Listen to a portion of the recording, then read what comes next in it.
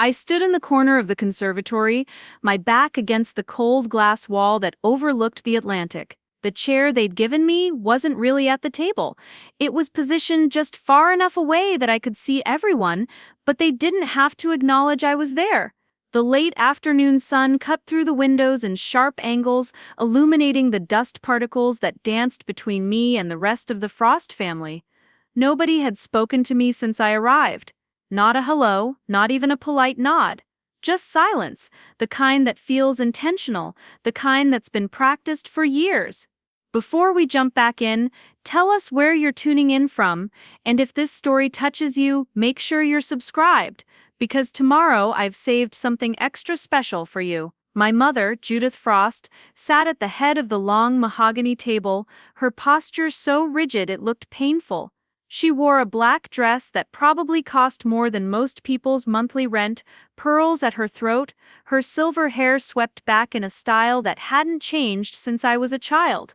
To her right sat my father, Richard, staring down at his folded hands like they held answers he couldn't find anywhere else. My brother Brandon lounged in his chair with the kind of casual arrogance that comes from never being told no, his expensive watch catching the light every time he moved.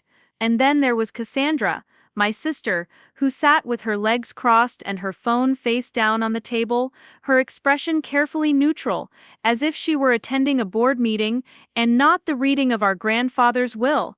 I smoothed the fabric of my dress, a simple navy blue thing I'd bought at a thrift store in Portland. It felt wrong here, too plain, too honest. I'd thought about wearing something else, something that might help me blend in, but then I remembered I'd stopped trying to blend in with them a long time ago. The lawyer, Daniel Mitchell, sat across from my mother, a leather portfolio open in front of him. He was younger than I expected, maybe in his early 40s, with kind eyes and the sort of calm demeanor that probably came from years of delivering news people didn't want to hear. He cleared his throat, and the room fell into an even deeper silence. Then I heard it. My mother leaned slightly toward Cassandra and whispered, just loud enough for the sound to carry across the conservatory, "I still don't understand why she even bothered to come. It's not like William left her anything. She's not really part of this family anymore." The words landed like stones in still water. Cassandra didn't respond, but she didn't need to. The sentiment hung there, visible and ugly. Daniel's eyes flicked toward me for just a moment, and I saw something there, recognition maybe, or perhaps pity. I didn't want either. I kept my face blank and my hands still in my lap, even though my heart was pounding so hard I was sure everyone could hear it. Daniel adjusted his glasses and began, "We are gathered here today to execute the last will and testament of William Frederick Frost, who passed on March 19th of this year. As many of you know, William was very particular about his wishes, and he made several revisions to this document in the months leading up to his death." He paused, glancing around the table. "Some of those revisions may come as a surprise." Brandon shifted in his seat. Cassandra picked up her phone, then set it back down. Judith's expression didn't change, but her fingers tightened around the stem of her untouched water glass. Daniel continued, reading through the preliminary items with the kind of measured tone that made everything sound both important and routine.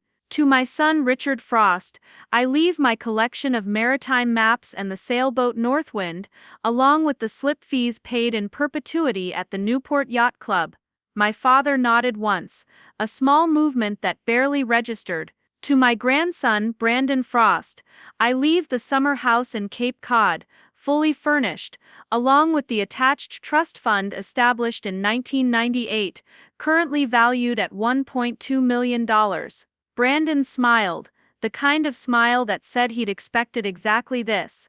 Cassandra was next. "To my granddaughter, Cassandra Frost, I leave my investment portfolio with Morgan Stanley, currently valued at approximately $2.4 million, as well as the art collection housed at the Boston residence." She exhaled, a sound of satisfaction barely concealed. Judith received the jewelry, an emerald set that had belonged to my grandmother, and several parcels of land in Vermont. Each bequest was met with nods, small smiles, the quiet acknowledgement of expectations fulfilled. I sat there, waiting for my name to be skipped over entirely. It wouldn't have surprised me. In fact, part of me had prepared for it, had told myself on the long drive down from Portland that I was only here out of respect for my grandfather, not because I expected anything from him or from them. But then Daniel paused. He flipped a page in the portfolio, and his expression shifted just slightly, a tightening around his eyes that suggested what came next was significant.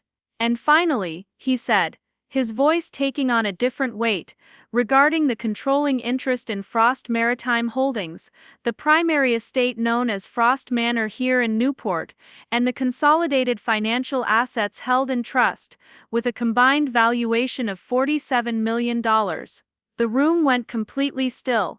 I could hear the ocean outside, the distant cry of gulls, the faint creak of the old house settling. These assets in their entirety are hereby bequeathed to my granddaughter Elena Margaret Frost. For a moment, nobody moved. Then Judith's water glass slipped from her hand. It didn't shatter because it hit the carpet, but the sound of it hitting the floor was loud enough to break the spell. Brandon stood up so fast his chair scraped backward with a harsh screech. Cassandra's mouth opened, then closed, then opened again. My father finally looked up, his face pale, his eyes wide and confused as if he'd just woken from a dream and didn't recognize where he was. And I just sat there, frozen, my mind trying to catch up with the words I'd just heard. $47 million. Frost Maritime Holdings. The manor, all of it.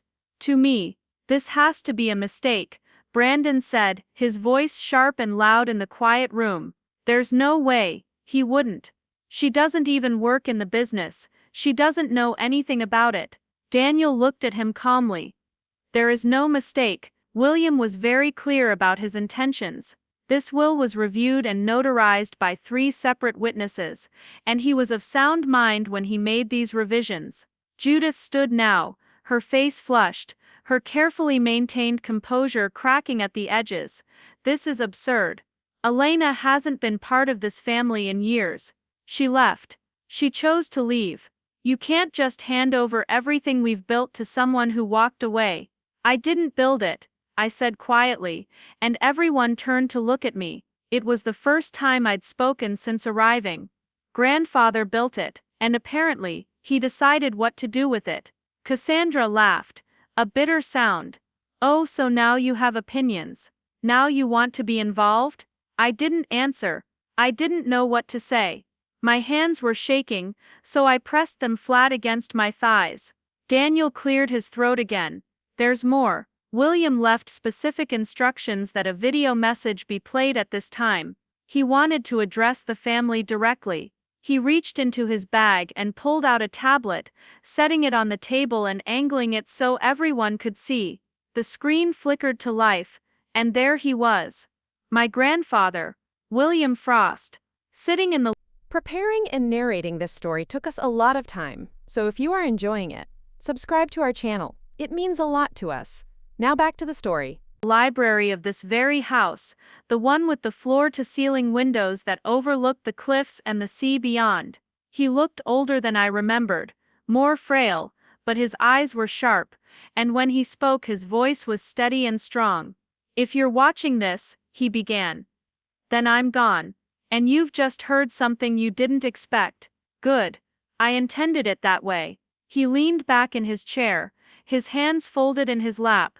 I've spent the last 15 years watching this family very closely.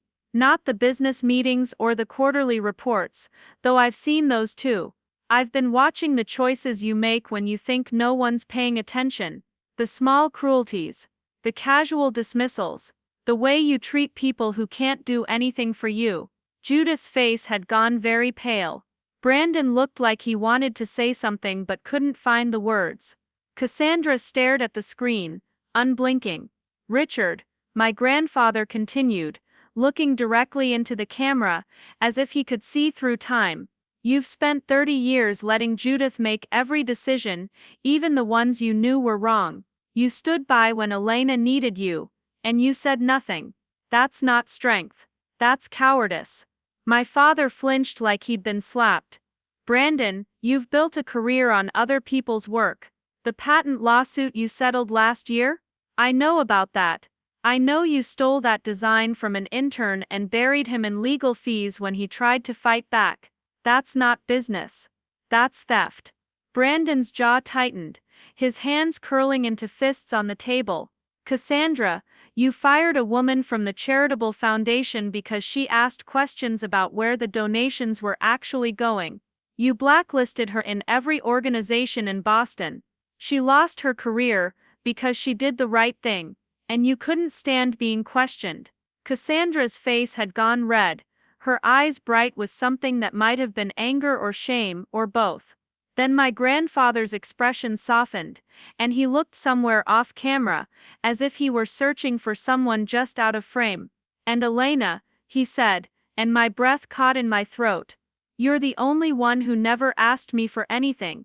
Not money, not favors, not a place at the table. You built a life on your own terms, and when they mocked you for it, you kept going. That's not weakness. That's integrity. Tears were streaming down my face now, hot and fast, and I didn't bother to wipe them away. I'm leaving you everything because you're the only one who understands that wealth isn't about what you own. It's about what you do with it. The rest of them see money as power, you see it as responsibility.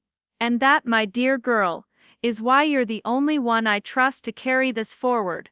The screen went dark. The conservatory was silent, except for the sound of the ocean and my own ragged breathing. Nobody spoke. Nobody moved. And I realized, sitting there in that corner they'd given me, that I'd just been handed not a gift, but a test. My grandfather hadn't just given me his fortune. He'd given me a choice. I could walk away, let them fight over the scraps, go back to my quiet life in Portland and pretend none of this ever happened. Or I could stay. I could fight. I could prove that he was right to believe in me. The memory hit me suddenly, without warning, the way they always do. I was 14, standing in the kitchen of the Cape Cod house, the summer house that Brandon now owned. It was the 4th of July, and the whole family was there for the annual party. There were fireworks planned, a catered dinner, guests arriving in expensive cars that crunched over the gravel driveway. I'd spent the morning helping the staff set up tables on the lawn, arranging flowers in vases, folding napkins into shapes I'd learned from a YouTube video. I wanted to be useful. I wanted them to see me. Cassandra had just gotten her acceptance letter to Yale. It had arrived that morning, and Judith had spent the entire day calling relatives, making sure everyone knew. There was going to be a toast at dinner, a special announcement, a cake with Cassandra's name written in blue and white icing. I was happy for her, genuinely. She'd worked hard, and Yale was a big deal. But somewhere in the back of my mind, I couldn't help remembering that I'd won a regional art competition the month before. My painting, a watercolor of the lighthouse at Portland Head, had taken first place out of 200 entries. The prize was a scholarship to a summer arts program, full tuition, room and board included. I'd told Judith about it the day I found out, bursting into her office with the acceptance email pulled up on my phone. She'd glanced at it, nodded once, and said, "That's nice, Elena. Make sure you thank them promptly." Then she'd gone back to her computer, and I'd stood there for a moment, waiting for something more, some acknowledgement that this mattered. But nothing came, so I'd left. At dinner that night, Judith stood and raised her glass. "I want to make a toast," she announced, her voice carrying across the lawn, where 50 people sat at white-clothed tables. "To Cassandra, who has made us all so proud. Yale is lucky to have you, darling." Everyone clapped. Cassandra smiled, gracious and perfect. I clapped too, my hands feeling mechanical. Then my grandfather, who was sitting beside me, leaned over and whispered, "What about your scholarship, Elena?" I shrugged. "It's not the same thing." He frowned. "Why not?" I didn't have an answer, at least not one I wanted to say out loud. But later that night, after the fireworks and the guests had gone home, I found an envelope on my bed. Inside was a note in my grandfather's handwriting. First place out of 200 is not nothing. Don't let them make you believe it is. Beneath the note was a check for $500 and a brochure for an art supply store in Portland. At the bottom of the brochure, he'd written, "Get the good brushes. You've earned them." I'd cried that night, not because of the money, but because someone had seen me, really seen me. Not as an afterthought or an obligation, but as a person who had done something worth celebrating. It was the first time I realized that my grandfather was paying attention in ways the rest of them weren't. Over the years, there were other moments like that. Small things, quiet gestures that nobody else noticed. When I graduated from college, Judith and Richard didn't come to the ceremony. They said they had a conflict, some business dinner they couldn't reschedule. Brandon and Cassandra didn't come either. But my grandfather did. He sat in the audience by himself, clapped when my name was called, and took me to dinner afterward at a small seafood place near campus. We didn't talk about the fact that no one else had shown up. We didn't need to. When I moved to Portland, away from Newport and away from them, Judith called it running away. "You're just going to give up," she'd said over the phone, her voice tight with disapproval. "You're going to throw away every opportunity you've been given, and go work at some community center in Maine." I'd tried to explain that it wasn't giving up, that I wanted to do something meaningful, something that felt like mine. But she didn't understand, and eventually I stopped trying to make her. My grandfather, though, he understood. He visited me once, unannounced, about a year after I'd moved. I came home from work to find him sitting on the steps of my apartment building, a paper bag beside him. "I brought sandwiches," he said, as if it were the most natural thing in the world. We ate on my tiny balcony that overlooked the harbor, and he asked me about my work, about the people I was helping, about whether I was happy, and when I said yes, I was. He nodded and said, "Good, that's all that matters." I didn't know then that he was watching the rest of them too, cataloging their failures, their cruelties, the way they moved through the world, taking and taking without ever giving back. I didn't know he was making plans, changing his will, deciding who deserved what he'd built.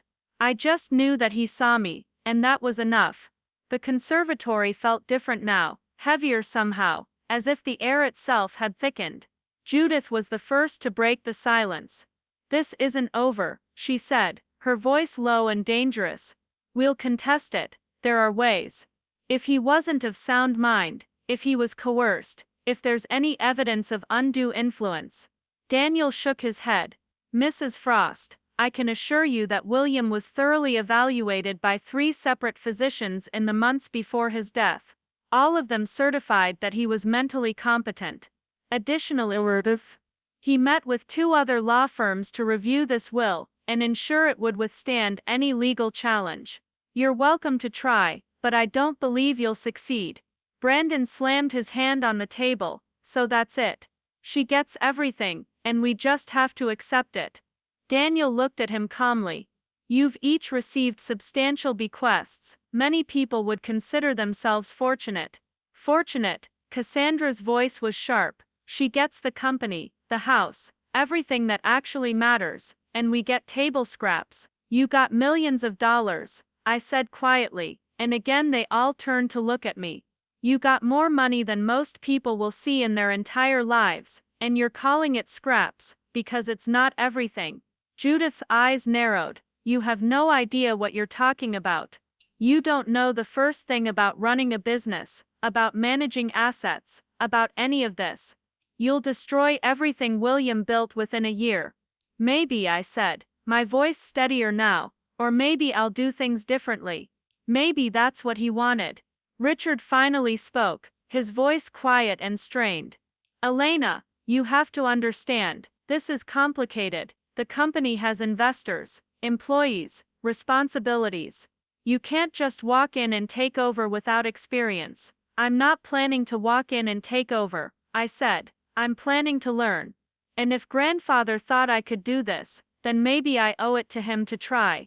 The silence stretched out again, and then Judith stood, smoothing her dress with sharp, angry movements. "We're leaving," she said to Richard. "Daniel, you'll be hearing from our attorneys." She walked out without looking at me, her heels clicking against the hardwood floor. Richard followed, his shoulders slumped. Brandon and Cassandra lingered for a moment, both of them staring at me like I was a stranger who'd wandered into their house uninvited.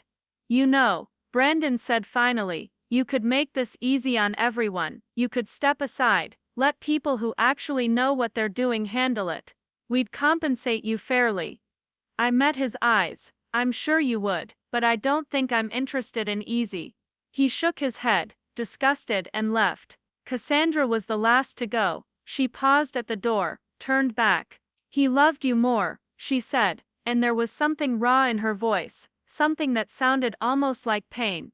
"We did everything right, everything he asked, and it was never enough.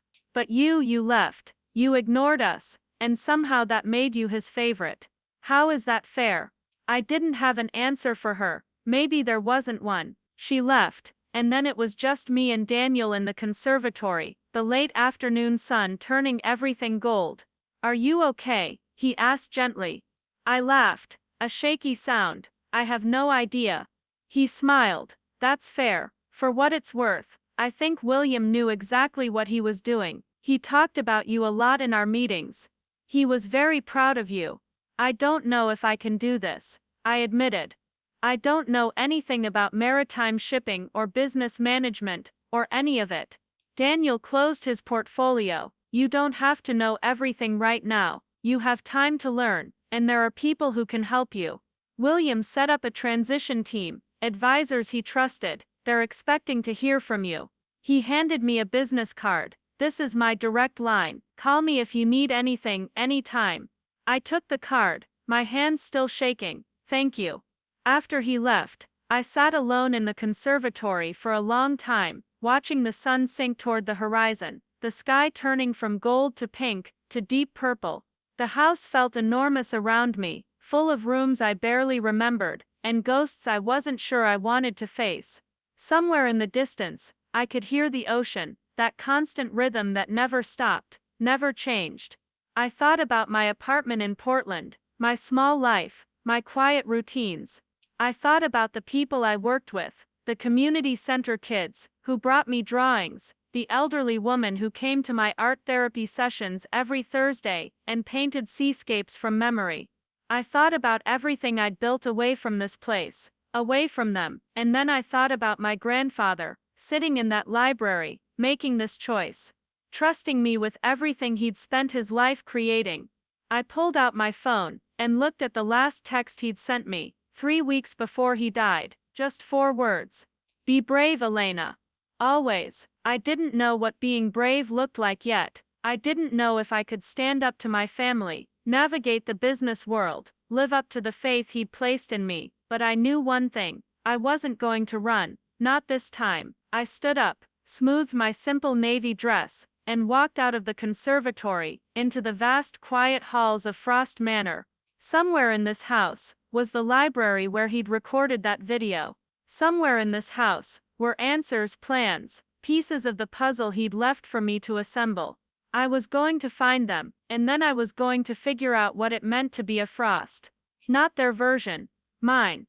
I spent that first night in one of the guest rooms on the 2nd floor. I couldn't bring myself to sleep in what had been my grandfather's room, and my old childhood bedroom felt like stepping into a museum exhibit of a person I no longer was.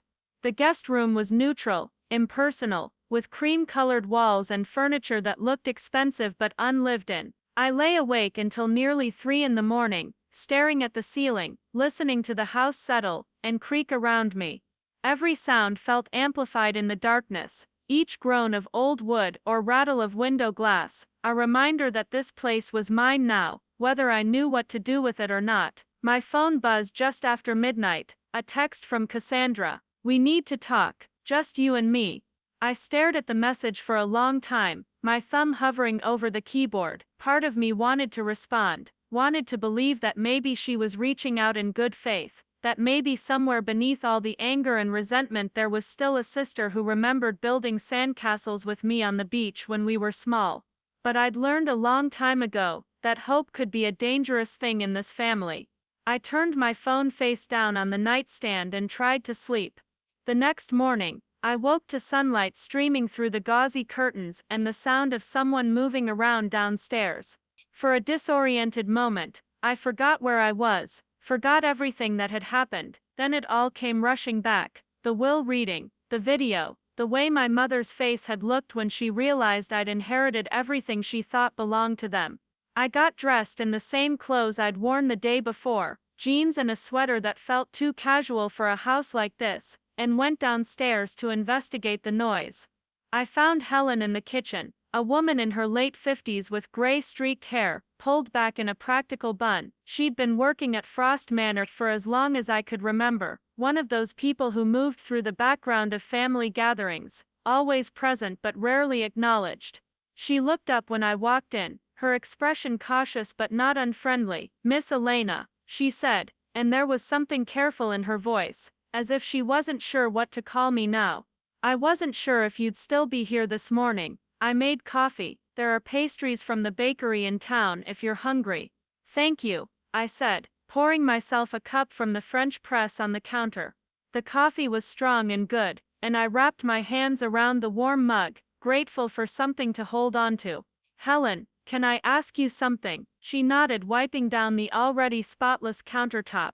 "Of course." I hesitated, not sure how to phrase the question. "Did my grandfather ever talk to you about his plans? About what he was going to do with the estate?" She paused in her cleaning, her eyes meeting mine. "Mr. Frost talked to all of us, the staff I mean. He wanted to make sure we understood that our positions would be secure no matter what happened. He said you'd take care of us, that you weren't like the others." The weight of that statement settled over me. It wasn't just the business or the house I'd inherited, it was people, lives, responsibilities that extended beyond balance sheets and property deeds.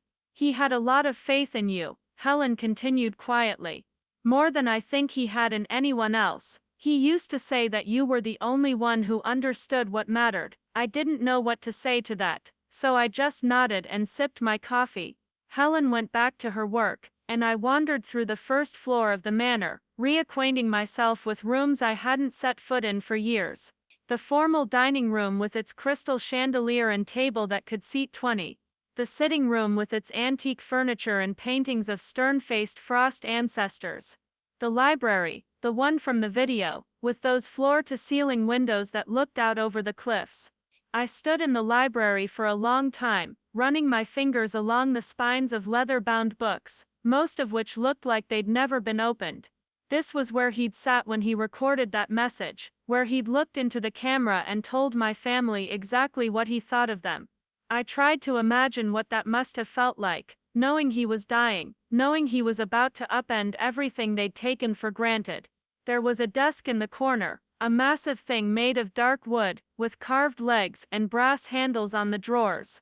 I sat down in the chair behind it, the leather creaking under my weight, and opened the top drawer. Inside were files, dozens of them, each labeled in my grandfather's precise handwriting. Business reports, financial statements, legal documents, and underneath all of that, a manila envelope with my name on it. My hands shook as I opened it. Inside was a letter, several pages long, written in the same careful script. "Dear Elena," it began, "if you're reading this, then the will has been read, and you know what I've done. I imagine you're confused, possibly angry, certainly overwhelmed. I don't blame you. What I'm asking of you is neither fair nor easy, but I believe you're the only one who can do it." I read on, my eyes burning. He explained his reasoning, not just the moral failures he'd outlined in the video, but the business decisions he'd watched the rest of the family make over the years. The shortcuts, the ethical compromises, the way they'd gradually eroded the values the company had been built on. Frost Maritime was founded on the principle that a handshake meant something, he wrote, that our word was worth more than any contract. Your father and brother have forgotten that. They see every deal as a transaction to be won, every relationship as leverage to be exploited. They've made us rich, but they've also made us hollow. He went on to describe a specific incident from 2 years ago, something I'd known nothing about. Brandon had secured a major shipping contract with a manufacturing company, underbidding 3 competitors by a significant margin. What the family didn't advertise was that he'd achieved those numbers by cutting costs in ways that violated maritime safety regulations. The crew quarters on those ships were substandard, the maintenance schedules inadequate. When a union representative raised concerns, Brandon had threatened to relocate the entire operation overseas, effectively killing the complaint before it could gain traction. No one died, my grandfather wrote. We were lucky, but luck isn't a business strategy, and silence isn't the same as consent. I tried to talk to Brandon about it, tried to make him understand why this was unacceptable. He told me I was being sentimental, that this was how business worked. Now, that's when I knew I couldn't leave this in his hands. The letter continued, outlining other incidents. Cassandra's manipulation of the charitable foundation's accounting to make the family look more philanthropic than they actually were. Richard's passive endorsement of policies he privately disagreed with, because confronting Judith was easier than standing on principle. And Judith herself, who had spent years cultivating an image of the family as pillars of the Newport community, while systematically excluding anyone who didn't meet her standards of worthiness, including me. You left because you couldn't stomach what we were becoming, he wrote. I respect that. But now I'm asking you to come back, not to join them, but to change them. Or if they can't be changed, to build something different in their place. The letter ended with practical instructions. Names of advisors I could trust, lawyers who'd helped him structure the will to be legally bulletproof, financial managers who understood the company's operations inside and out. You don't have to do this alone, he wrote. I've made sure of that. But you do have to decide if you're willing to do it at all. If you're not, if this is too much, I'll understand. There are provisions in the will for that scenario. You can walk away with enough money to live comfortably for the rest of your life, and the company will be sold to a third party I've already vetted, but I hope you'll stay. I hope you'll fight, because if anyone can turn this around, it's you. Love always, Grandpa William. I folded the letter carefully and put it back in the envelope, my mind racing. He'd thought of everything, planned for every contingency, but what he couldn't plan for was whether I had the strength to actually follow through. I spent the rest of the morning reading through the files in the desk, trying to understand the scope of what I'd inherited. Frost Maritime Holdings wasn't just one company, but a network of subsidiaries and partnerships, shipping contracts with manufacturers across 3 continents. A fleet of cargo vessels, some owned outright, others leased, warehouse facilities in Boston, Baltimore, and Charleston. Investments in port infrastructure, logistics technology, even a small renewable energy venture that my grandfather had apparently started as a hedge against the industry's environmental impact. The numbers were staggering. Annual revenue in the hundreds of millions, thousands of employees whose livelihoods depended on decisions made in boardrooms I'd never set foot in. And somehow I was supposed to be in charge of all of it. By noon my phone had accumulated 17 missed calls and 23 text messages. Most were from family members, but there were also several from numbers I didn't recognize, journalists probably, trying to get a statement about the unexpected inheritance. I ignored all of them except one, a text from Daniel Mitchell. Just checking in, how are you holding up? I texted back, overwhelmed but still here. His response came quickly. Good. That's all you need to be right now. The transition team wants to meet with you this week. Are you available Thursday morning? I stared at the message. Thursday was 3 days away. 3 days to prepare myself for a meeting with people who actually knew what they were doing, who would be evaluating whether the old man's faith in me was justified or delusional. Yes, I typed. I'll be there. The rest of the day passed in a strange blur. I walked the grounds of the estate, retracing paths I'd followed as a child. The gardens were immaculate, maintained by staff I'd glimpsed, but never really seen. There was a greenhouse near the property's edge, glass panes catching the afternoon light, and inside I found rows of orchids in various stages of bloom. My grandfather had loved orchids, I remembered suddenly. He'd spent hours in here, tending them with a patience he rarely showed anywhere else. I found myself thinking about all the versions of him I'd known. The stern businessman in his tailored suits who commanded boardrooms, the quiet man who'd shown up to my college graduation when no one else had. The patient teacher who'd taught me to sail when I was 8, his big hands steady on my small ones as I learned to tie knots. Which one was real? Maybe they all were. Maybe that was what I'd never understood about him until now, that people could be complicated, could contain multitudes, could be both hard and soft depending on what the moment required. As the sun started to set, I went back inside and found myself in the conservatory where the will had been read just 24 hours ago. The room looked different in the fading light, softer somehow, less like a courtroom, and more like just another beautiful room in a beautiful house. I sat in the chair I'd occupied yesterday, the one in the corner, and tried to imagine sitting somewhere else next time. At the head of the table maybe, or at least closer to the center. The thought made my stomach twist with anxiety, but also with something else, something that might have been determination. My phone buzzed, another text from Cassandra. I know you're reading these, we grew up together, Elena, you owe me at least a conversation. I stared at the message for a long time. Did I owe her that? We'd shared a childhood, sure, but that didn't mean we'd been close. She'd been Judith's golden child, perfect grades, perfect manners, perfect everything. And I'd been the one who didn't quite fit, who asked too many questions, who wanted to paint instead of network, who eventually stopped trying to compete for approval I was never going to get. But maybe she was right. Maybe I did owe her something, if not for her sake, then for mine.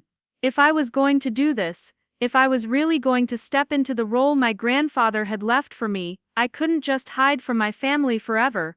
I had to face them, had to figure out if there was any way forward that didn't involve complete estrangement.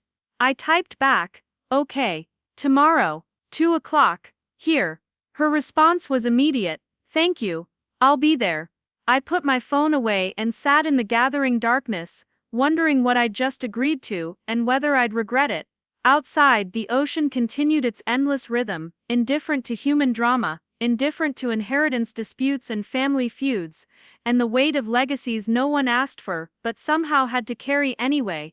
That night, I didn't sleep any better than I had the night before. I kept thinking about the meeting with Cassandra, playing out different scenarios in my head. Would she try to guilt me into giving up the inheritance? Threaten me with legal action? Or would she actually try to rebuild some kind of relationship, find common ground in the ruins of our family? I didn't know which possibility scared me more. Around 2 in the morning, I gave up on sleep entirely and went back down to the library. I turned on a single lamp, the one on the desk, and pulled out more of my grandfather's files. If I was going to do this, I needed to understand not just what I'd inherited, but who I'd inherited it from. I found photo albums in one of the lower drawers, old ones with black pages, and those little corner holders for prints. Pictures from decades ago, from before I was born. My grandfather, as a young man, standing on the deck of a ship, his hair dark and thick, his smile confident. My grandmother beside him in another photo, elegant in a way that reminded me uncomfortably of Judith. Pictures of my father as a boy, then as a young man, his face still open and unguarded in a way I'd never seen in person. And then pictures of us, the grandchildren. Brandon learning to sail, his face screwed up in concentration. Cassandra in a white dress at some formal event, already practicing that perfect smile. And me younger than I remembered being, covered in paint, holding up a picture I'd drawn. My grandfather stood behind me in that photo, his hand on my shoulder, and he was looking at my drawing with an expression I recognize now. Pride, not the performative kind that got trotted out at dinners and announced to rooms full of people, but the quiet kind, the real kind. I closed the album and sat back in the chair, my throat tight. He'd been building to this for years, I realized. All those small gestures, those moments of attention, those notes and visits and quiet encouragements, he'd been preparing me, teaching me that my worth wasn't dependent on their approval, that I could build a life on my own terms. And now he was asking me to take everything he'd learned, everything he'd built, and make it into something better. The question was whether I was brave enough to try. When dawn finally broke, I was still sitting at that desk, surrounded by files and photos and the weight of impossible decisions, but I wasn't running. Not yet, and maybe I thought, as the first light touched the ocean beyond the windows, maybe that was enough to start with. Helen found me there an hour later, brought me coffee and toast that I barely tasted. Miss Cassandra called, she said quietly. She confirmed for 2 o'clock this afternoon. I've prepared the sitting room. I thought it might be more comfortable than the conservatory. I nodded, grateful for her thoughtfulness. Thank you, Helen. She hesitated in the doorway. For what it's worth, I think Mr. Frost made the right choice. I've watched all of you grow up, and you're the only one who ever said thank you, who ever asked my name, who ever treated any of us like we mattered. That means something. I didn't trust myself to speak, so I just smiled, and she left me alone with my coffee and my mounting dread of the afternoon ahead. At 1:30, I went upstairs and changed into something slightly more presentable, dark slacks, and a blouse that looked professional without trying too hard. I brushed my hair, put on minimal makeup, and stared at myself in the mirror. I looked tired, uncertain, nothing like the confident heiress I was supposed to be. But I also looked determined, and maybe that would have to be enough. At 2 o'clock exactly, I heard the doorbell. Helen showed Cassandra into the sitting room, and I stood as she entered, my hands clasped in front of me to keep them from shaking. She looked different than she had at the will reading, less polished somehow. Her hair was pulled back in a simple ponytail, and she wore jeans and a sweater, dressed down in a way I'd rarely seen her. For a moment, we just looked at each other across the Persian rug, two people who'd shared a childhood but somehow ended up as strangers. Thank you for seeing me, Cassandra said finally, and her voice was different too, quieter, without that edge of superiority I'd grown so accustomed to. I gestured to the chairs by the fireplace. We should sit. We did, perched on opposite ends of the antique sofa like birds ready to take flight at the first sign of danger.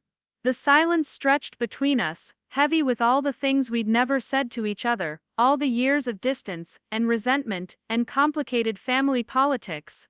I don't know where to start, she admitted, and I was surprised to hear what sounded like genuine uncertainty in her voice. I've been angry since the reading. Furious, actually. I kept thinking about how unfair it was, how I'd done everything right, and you'd gotten everything anyway. I waited, not sure where this was going, but then I went home, and I couldn't stop thinking about what Grandpa said in that video. About the whistleblower, about how I'd destroyed her career, because she asked questions I didn't want to answer. She looked down at her hands, twisted together in her lap.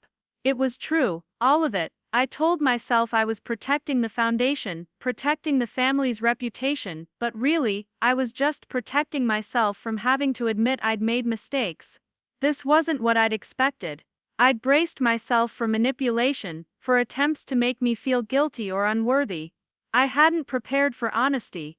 I've spent my whole life trying to be perfect, Cassandra continued, her voice barely above a whisper. Perfect grades, perfect career, perfect daughter. And somewhere along the way, I forgot that being perfect isn't the same as being good. Grandpa knew that. I think that's why he left everything to you. I didn't know what to say to that. Part of me wanted to comfort her, to tell her it was okay, that we all made mistakes. But another part of me, the part that remembered every dismissal, every time I'd been made to feel like I didn't belong, held back. What do you want from me, Cassandra? I asked finally, and I tried to keep my voice neutral, not accusatory, but not warm either. She looked up at me, and I was startled to see tears in her eyes. I don't know, maybe I just wanted you to know that I heard him. I heard what he said, and he was right about me. I don't expect you to forgive me for how I treated you. I don't even know if I deserve forgiveness. But I couldn't just let this sit between us without at least trying to acknowledge it. The strange thing was, I believed her. Maybe that made me naive, maybe I was setting myself up to be manipulated. But sitting there in that room, where we'd spent countless childhood hours playing games we'd both forgotten the rules to, I saw something in her face that looked like genuine remorse. I remember when we were kids, I said slowly, before everything got so complicated. We used to build forts out of couch cushions in here. You always insisted on being the architect, designing the whole thing, and I just followed your instructions." A small sad smile crossed her face. "You were always so patient with me, even when I was bossy." "You were always bossy," I said, and was surprised when it came out sounding almost fond. "But you were also the one who taught me to swim. That summer I was 6, and terrified of the water. You spent hours with me in the shallow end, holding my hand, telling me I could do it." She wiped at her eyes. "I'd forgotten that. So had I, until just now." We sat in silence for a moment, and it felt different than the hostile silence at the will reading. This felt like possibility, fragile and uncertain, but real. "I can't give you the company," I said, "because I needed to be clear about that. I can't give you the house, or the money, or any of it. Not because I want to punish you, but because Grandpa left it to me for a reason, and I think I owe it to him to at least try to understand what that reason was." Cassandra nodded. "I know. I'm not here to ask you to give it up. I think part of me needed to come here and see if you were gloating, if you were enjoying having power over us for once, but you're not, are you? You're just as terrified as I would be." "Completely terrified," I admitted. "I have no idea what I'm doing. I spent half of last night reading through business reports I barely understand, trying to figure out what a shipping manifest even is." She laughed, a real laugh, not the polished social laugh I was used to hearing from her. "A shipping manifest is just a detailed list of cargo. It's not as complicated as it sounds." "Everything sounds complicated right now," I said. We talked for another hour, carefully navigating around the bigger hurts, the deeper wounds. We talked about the business, about Portland, about her work at the foundation before everything fell apart. She told me about the whistleblower, a woman named Patricia, who'd discovered that donation money earmarked for educational programs was being funneled into administrative costs, which was a polite way of saying it was paying for the foundation board's expensive lunches and travel expenses. "I could have fixed it," Cassandra said. "I could have admitted the mistake, restructured the budget, made it right, but Mother was on the board, and she said it would make us look incompetent, that we needed to handle it quietly, so I did. I had Patricia fired, made sure she couldn't get hired anywhere else in the nonprofit sector, and buried the whole thing under layers of paperwork and legal threats." "That must be hard to live with," I said quietly. "It is. It keeps me up at night sometimes, wondering where she is now, if she's okay, if she ever found another job." I told myself I was doing what was necessary, but really I was just being a coward. There was something brave about her honesty, something that made me think maybe people really could change, or at least recognize when they needed to. "What are you going to do now?" I asked. She shrugged. "I don't know. The foundation fired me 2 days after the will reading. Apparently, the board decided I was a liability. Mother tried to fight it, but they'd already made up their minds, so I'm unemployed, living off my inheritance, and trying to figure out who I am when I'm not performing perfection for everyone." "That sounds lonely," I said. "It is." She stood up, smoothing her sweater in a gesture that reminded me painfully of our mother. "I should go. I've taken up enough of your time. I just wanted you to know that I'm sorry, for all of it. For every time I made you feel like you weren't good enough, every time I acted like you were an embarrassment to the family. You deserved better, and I'm sorry I didn't give it to you." I stood too, and before I could think better of it, I pulled her into a hug. She stiffened for a moment, surprised, then hugged me back. We stood there in the sitting room, two sisters who'd spent years as strangers, holding on to each other like we were both drowning, and didn't know who was supposed to save whom. "I don't know if we can fix this," I said into her shoulder. "I don't know if we can go back to being family, whatever that means." "I don't know either," she said, "but maybe we could try to figure it out." When she left, I felt simultaneously lighter and heavier, lighter because some of the anger I'd been carrying had loosened its grip, heavier because forgiveness was complicated and messy, and didn't come with a clear roadmap. I spent the rest of the afternoon walking on the beach below the manor, my shoes in my hand, the cold Atlantic water rushing over my feet. Thursday morning arrived faster than I wanted it to. I dressed carefully, choosing a suit I'd bought years ago for a job interview and barely worn since. It was charcoal gray, professional but not flashy, and I hoped it would make me look more competent than I felt. Helen had set out breakfast in the dining room, but I could barely eat, my stomach twisted with nerves. Daniel had sent me the address for the meeting, a law office in downtown Newport, along with the names of the people who'd be there. James Hartwell, Chief Financial Officer of Frost Maritime, Patricia Lowell, Head of Operations, Marcus Chen, the company's General Counsel, and David Foster, who'd apparently been my grandfather's closest advisor for the past 20 years. I drove myself into town, not wanting the formality of a car service, not ready to start acting like the kind of person who had a car service. The law office was in a historic building near the waterfront, all brick and brass, and the kind of old money elegance that Newport specialized in. A receptionist directed me to a conference room on the third floor, and I climbed the stairs slowly, each step, feeling like I was walking toward some kind of judgment I wasn't prepared for. They were already there when I arrived, 4 people seated around a polished table, all of them looking up as I entered. I recognized James Hartwell from photos in the company files, a man in his 50s with silver hair, and the kind of face that suggested he didn't smile often. Patricia Lowell was younger, maybe 40, with sharp eyes and a no-nonsense air about her. Marcus Chen had kind eyes behind wire-rimmed glasses, and David Foster was older, probably 70, with deep wrinkles and an expression I couldn't quite read. "Miss Frost," Daniel said, standing up from where he'd been sitting at the head of the table.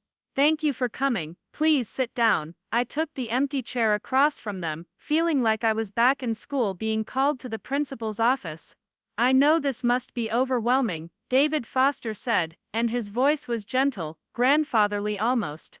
"William spoke very highly of you, but he also acknowledged that he was asking you to step into a role you hadn't trained for. We're here to help, not to judge. Though we will need to understand your intentions," James Hartwell added, and his tone was considerably less warm. "The company has responsibilities, shareholders, employees who depend on stable leadership. With all due respect, you don't have experience in this industry." "I know," I said, and was grateful my voice came out steady. "I'm not going to pretend I know what I'm doing, because I don't, but my grandfather believed I could learn, and I'd like the chance to try." Patricia Lowell leaned forward. "What exactly does trying look like to you? Are you planning to take an active role in operations, or would you prefer to remain a figurehead, while we continue managing day-to-day functions?" It was a fair question, and one I'd been wrestling with for days. "I want to understand the business first," I said carefully. "I can't make informed decisions if I don't know how things work, so I'd like to spend the next few months learning, shadowing each of you, understanding what you do and why. And then, once I have a better grasp of things, I'd like to start making decisions about direction, about whether we're operating in line with the values my grandfather originally built this company on." James's eyes narrowed slightly. "And if we're not, if you decide we need to make changes, then we'll make changes," I said, meeting his gaze, "but I'm not going to walk in and start overturning things without understanding them first. I'm not that arrogant." Marcus Chen smiled slightly. "That's a refreshing attitude. Most people who inherit power can't wait to exercise it." "I didn't ask for this power," I said. "I'm not sure I even want it, but it's mine now, and I'm not going to waste it or abuse it just because I'm scared." David Foster nodded approvingly. "William said you had integrity." I'm glad to see he was right. We spent the next 3 hours going through the basics of the company structure, the various divisions, and how they operated. James walked me through the financial side, the revenue streams and cost structures, the quarterly projections, and 5-year plans. Patricia explained the operations, the fleet management and crew scheduling, the maintenance protocols, and safety regulations. Marcus covered the legal landscape, the contracts and compliance requirements, the various regulatory bodies that governed maritime shipping, and David, who turned out to be equal parts strategist and historian, told me stories about my grandfather, about the decisions he'd made over the decades, and the principles that had guided him. William had a saying, David told me near the end of the meeting, he'd say that you could either build a company to make money, or build a company to make a difference, but if you were smart enough, you could do both. The key was never sacrificing the second for the first. But that's exactly what's been happening, I said, thinking about the letter my grandfather had left me, about the safety violations and ethical compromises. Hasn't it? The room went quiet. James shifted uncomfortably. Patricia's expression hardened. There have been difficult decisions, James said finally. The industry is competitive. Margins are tight. Sometimes you have to make choices that aren't ideal, but are necessary for survival. My grandfather didn't think those choices were necessary, I said. He thought they were convenient.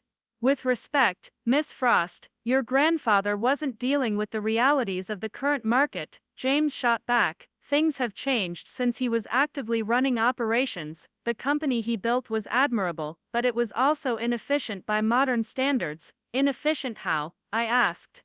Inefficient in that we were paying above market wages to crews, maintaining vessels to standards beyond what regulations required, turning down contracts that would have been enormously profitable, but came with ethical gray areas, James said, his frustration evident. I'm not saying we did anything illegal, but we certainly weren't maximizing our potential. Maybe maximizing profit wasn't the potential he cared about, I said quietly. Patricia spoke up, and there was something in her voice that sounded almost sympathetic. Look, we all respected William, but James has a point. The world's different now. Companies that can't compete don't survive, and companies that don't survive can't employ anyone. There's a balance that has to be struck. I understand that, I said, but I also understand that my grandfather spent 15 years watching that balance shift, watching the company become something he didn't recognize anymore, and in the end he decided it needed to change. That's why I'm here. So what are you proposing? Marcus asked. I'm not proposing anything yet, I said. Like I said, I need to learn first, but I want full transparency. I want to see the contracts we've taken on, the decisions that have been made, all of it. And I want to understand not just what we're doing but why, and whether there are alternatives we haven't considered. James looked like he wanted to argue, but David cut him off. That's fair. William left Alina in charge, because he trusted her judgment. The least we can do is give her the information she needs to exercise that judgment wisely. The meeting ended with a schedule worked out for the next 3 months. I'd spend time with each division, learning the operations from the ground up. James wasn't happy about it, that much was clear, but he agreed to cooperate. As everyone filed out, David hung back, waiting until we were alone. You handled that well, he said. James is going to be a problem. He's not interested in changing how things work, because how things work has made him very wealthy, but he's also smart enough not to push too hard too fast. He'll wait, see if you stumble, and then use that stumbling as evidence that you're not cut out for this. Great, I said, so I have to be perfect. No, David said firmly, you have to be yourself. That's what William saw in you, Alina. You're not perfect, but you're honest. You're not experienced, but you're willing to learn. And most importantly, you actually care about doing the right thing, not just the profitable thing. That's rarer than you'd think in this world. It doesn't feel like enough, I admitted. It's more than enough, but it won't be easy. There are going to be people who resent you, who think you don't deserve to be here. Some of them will try to undermine you, others will just wait for you to fail. You need to be ready for that. How do I get ready for that? I asked. He smiled. You build a team you can trust, you find the people who share your values, and you hold on to them, and you remember why you're doing this.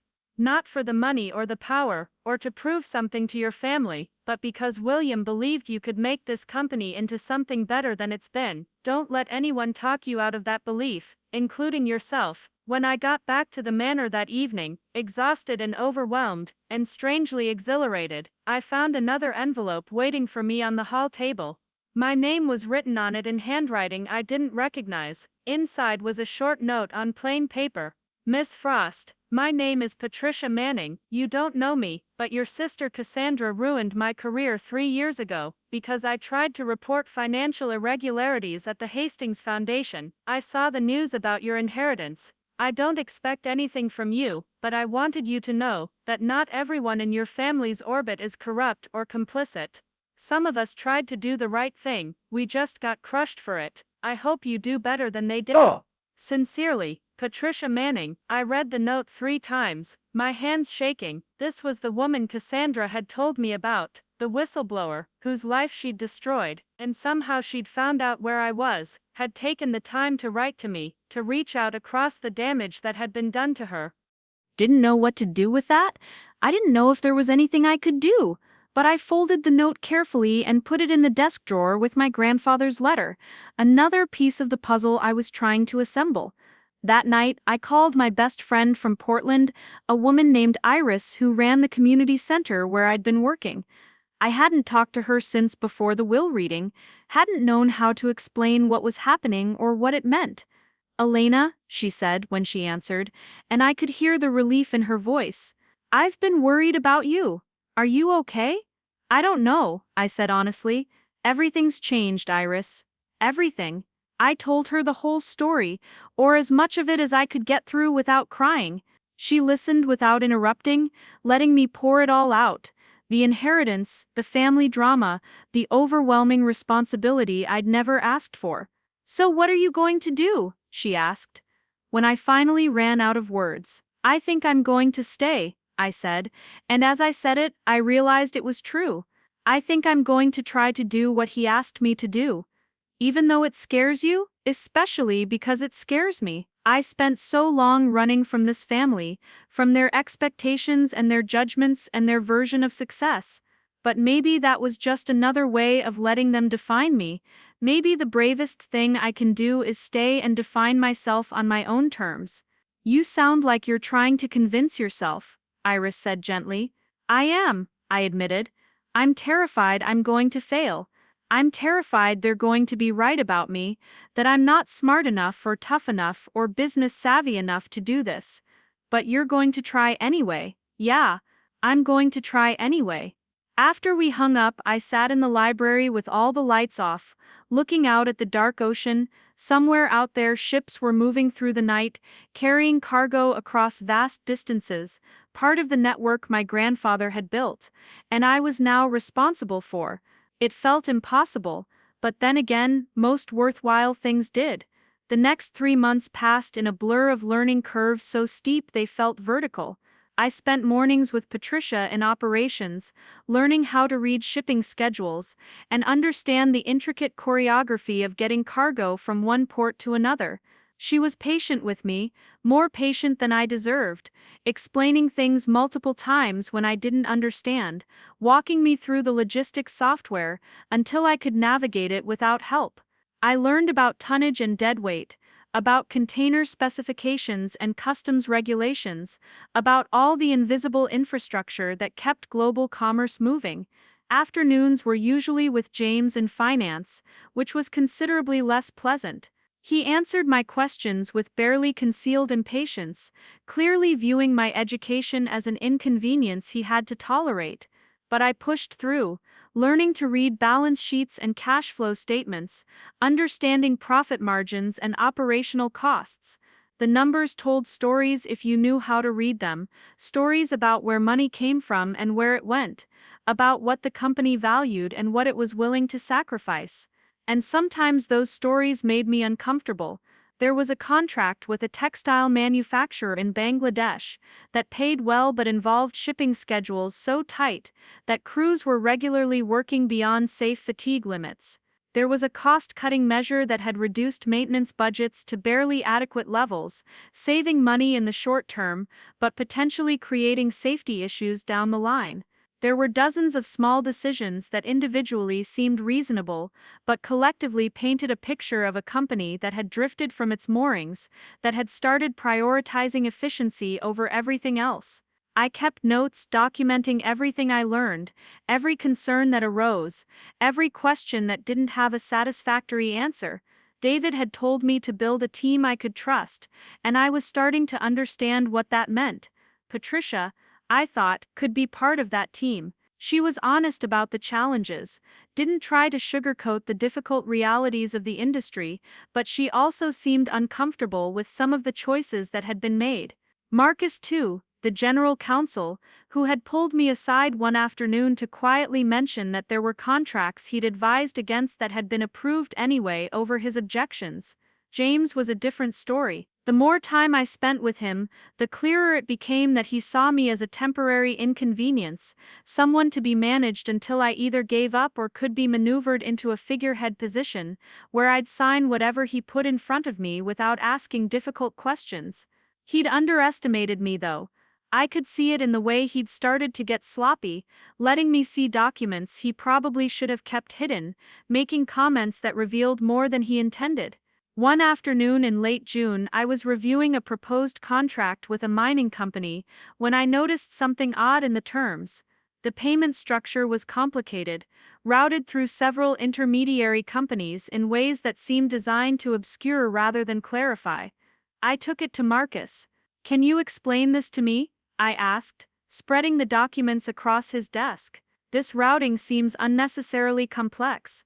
He studied the papers, his expression growing more serious as he read. "Where did you get this?"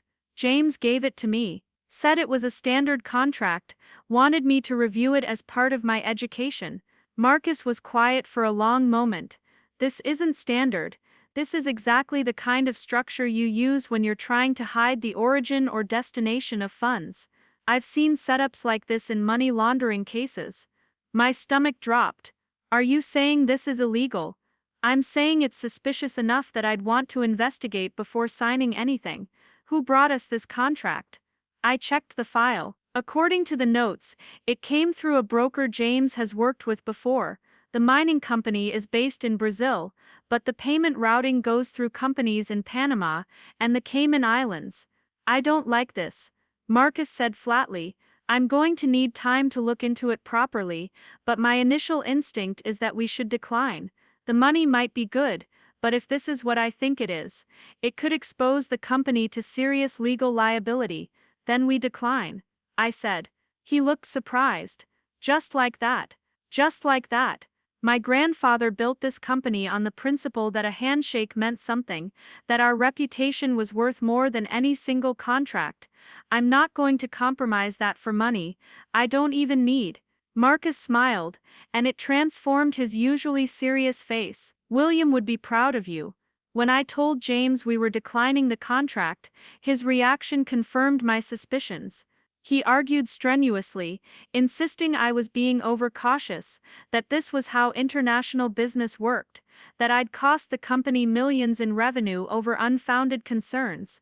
"Marcus thinks the payment structure is suspicious," I said calmly. "He's concerned about legal exposure." "Marcus is overcautious about everything," James shot back. "If we listened to every one of his concerns, we'd never do business with anyone outside the United States. Then maybe we need to be more selective about who we do business with," I said. "This contract makes me uncomfortable, and until I understand it better, I'm not approving it." "You're not approving it," James repeated, and there was something ugly in his voice now. "With all due respect, Elena, you've been here 3 months. You barely understand how to read a shipping manifest. You're not qualified to make strategic decisions about which contracts we should take." "Maybe not," I said, holding his gaze, "but I am qualified to decide what kind of company I want us to be, and I don't want us to be the kind of company that takes contracts we can't fully explain or defend." He left my office furious, and I sat there shaking, wondering if I'd just made a catastrophic mistake. But when I called David to tell him what happened, he laughed. "Good for you," he said. "James has been pushing boundaries for years, seeing how much he could get away with. William reined him in when he was alive, but after the stroke last year, James started making more decisions unilaterally. It's about time someone reminded him he doesn't run this company. He's going to make things difficult," I said. "He's going to try, but you've got the board meeting coming up next month, and that's your chance to establish real authority. Show them you're not just William's sentimental choice, that you actually have a vision for where this company should go." The board meeting. I'd been dreading it since I first learned it was scheduled. The Frost Maritime Board consisted of 8 members, including me as the new majority shareholder. 4 of them were external members, investors and business leaders who'd been appointed over the years. 3 were internal, James, Patricia, and Marcus, and then there was me, theoretically in charge, but practically untested. I spent the 2 weeks before the meeting preparing, working with David to put together a presentation about the company's direction, not radical changes. I'd learned enough to know that trying to overhaul everything at once would be disastrous. But meaningful shifts, a return to some of the principles my grandfather had built on, updated for modern realities. We'd reinstate higher safety standards, even if it meant higher costs. We'd be more selective about contracts, prioritizing long-term relationships with ethical partners over short-term profits from questionable sources. We'd increase wages for crew members and invest more in maintenance and training, and yes, it would impact profit margins, at least initially, but I had to believe, that running a company with integrity would pay off in the long run. The morning of the board meeting, I woke up before dawn, too anxious to sleep. I dressed carefully in a navy suit, professional but not trying too hard to be something I wasn't. Helen had laid out breakfast, but I could only manage coffee, my stomach too twisted to handle food. I drove to the Boston headquarters, a sleek glass building near the waterfront that felt nothing like the historic elegance of Newport. The meeting was scheduled for 10, and I arrived at 9:30, wanting time to settle myself before facing the board. David met me in the lobby. "Ready?" he asked. "Absolutely not," I said. "But I'm here anyway." He smiled. "That's the spirit." The boardroom was on the top floor, all glass walls and modern furniture, with a view of the harbor that would have been stunning if I'd been in any state to appreciate it. The board members were already gathering, helping themselves to coffee and pastries, making small talk. I recognized some of them from photos. Thomas Brennan, a retired shipping executive who'd known my grandfather for 40 years. Linda Huang, a finance expert who joined the board 5 years ago. Robert Castellano, who ran a logistics company and had been appointed during my father's brief tenure on the board. James was there, of course, looking confident and composed, chatting with Robert like they were old friends, which they probably were. Patricia gave me a small encouraging nod when I entered. Marcus was reviewing papers, his expression thoughtful, and then there was a woman I didn't recognize, younger than the others, maybe in her early 40s, with dark hair and an air of quiet competence. "Elena," David said. "I don't think you've met Jennifer Park yet. She joined the board 6 months ago, representing the Harrison Investment Group." Jennifer stood and extended her hand. "It's good to finally meet you, Miss Frost. Your grandfather spoke highly of you in our last few meetings together." We took our seats, and I found myself at the head of the table, a position that felt simultaneously powerful and terrifying. Thomas Brennan called the meeting to order, and we moved through the preliminary business, approval of last quarter's minutes, financial reports, routine matters. Then it was my turn. "I'd like to discuss the company's strategic direction," I began, and was grateful my voice came out steady. "I've spent the last 3 months learning about our operations, understanding how we work and why, and I've identified some areas where I believe we've drifted from the principles this company was founded on." I walked them through my presentation, laying out the concerns about safety standards, about contract selection, about the balance between profitability and integrity. I presented the data I'd gathered, showed them examples of decisions that prioritized short-term gains over long-term stability, and I proposed changes, specific measurable shifts in how we operated. James interrupted halfway through. "If I may," he said, his tone carefully polite, but with an edge underneath. "While I appreciate Elena's enthusiasm, I think we need to be realistic about what these changes would mean financially. She's proposing measures that could reduce our profit margins by as much as 15%. That's not sustainable in a competitive market. It's not sustainable if we're only thinking about the next quarter," I countered. "But if we're thinking about the next decade, about building a company that people actually want to work for and do business with, then maybe it's exactly what we need."